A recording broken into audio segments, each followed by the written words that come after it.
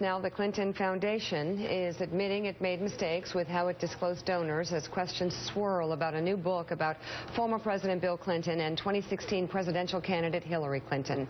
The acting CEO of the foundation defended the group's charity work and commitment to transparency, saying in part, quote, "Today our donor disclosure and foreign government contributor policy is stronger than ever. Yes, we've made mistakes, as many organizations of our size do, but we are acting quickly to remedy them and have taken steps to ensure they don't happen in the future." It comes as Peter Schweitzer, the conservative author of the upcoming book Clinton Cash, defends his reporting. He says the Clintons' ties to a uranium deal with Russia and other international deals show a clear pattern of benefit. And we had a clip with Newt Gingrich. I think he was sitting across from you at the time, saying that they even broke the law. I'm not sure that's the case.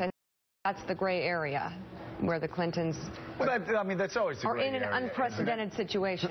It depends on what the meaning of is. Yes, it does. And look, there was a concern about this when Hillary Clinton became Secretary of State. Enough of a concern that the Obama administration and the Clintons devised an elaborate set of rules that were supposed to govern what he was allowed to do with the foundation. And now it is clear on at least some occasions that those rules were thrown out the window. And so whether or not they broke the law, Speaker Gingrich is very adamant that they broke a law. I'm not as clear about that. But what is obvious is that even just by the stipulations that they had with the administration, those have been broken. Things were not disclosed that were supposed to be disclosed. And as we were saying earlier, President Clinton's post-presidency has been marked by a carelessness, indiscipline, and some degree of greed that I think now are a huge problem for So here's what Ruth Marcus writes in the Washington Post: "Foreign donations leave Hillary in a cloud. As Hillary Clinton left the State Department when she was clearly contemplating running for president, the newly renamed Bill, Hillary, and Chelsea Clinton Foundation could have done the prudent thing and kept the existing restrictions in place.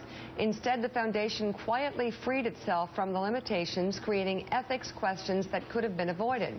For example, a donation last year of between $250,000 and $500,000 from a Canadian agency pushing the proposed Keystone XL pipeline. Hillary Clinton, whose State Department was in charge of reviewing the pipeline, has not expressed a position on approval. You don't have to be a conspiracy theorist to question this donation. You don't have to be a political strategist to lament that the Clintonian approach to ethics seems always to err in favor of taking the check." And there were also